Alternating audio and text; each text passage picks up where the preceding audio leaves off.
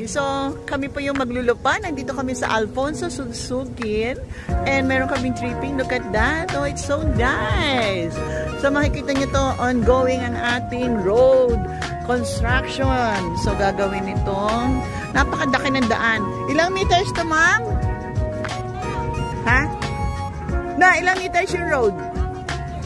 Ha? 6 meters. So 6 meters to. So, ilan ang available? Hi, good morning, ma'am. So, andito yung aming mga magagandang client.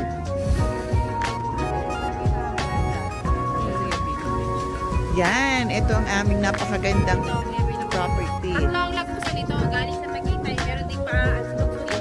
Lalabas tayong Luksugin, malapit din sa Manggasar bypass. Ah, okay. Ah, that's good.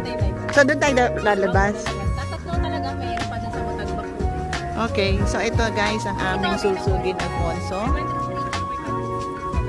Yan, oh, ang ganda, oh. 6 meters wide ang ating road. So ito yan, mula doon nakikita nyo ongoing ang construction. So meron kaming buyer, may tripping kami. So kung gusto po ninyo magkaroon ng napakagandang property, vacation house, pang Airbnb. Ay, ang ganda, no? Ganda. Ganda ng Ang ganda lang yan. Ayun na yung property, endong property, yung tanaw mo na yan. Kasi creek na yung ilalim yan. Oh, I see. Malinis na kaso kailangan babain. Ilog. Malinis, pero kailangan babain. Okay. Tapos may mga... Huwag mo na akong payungan, nakakaya naman sa'yo at napakataas ko. Hi! So, yan ang aking madam, si Madam Jessa.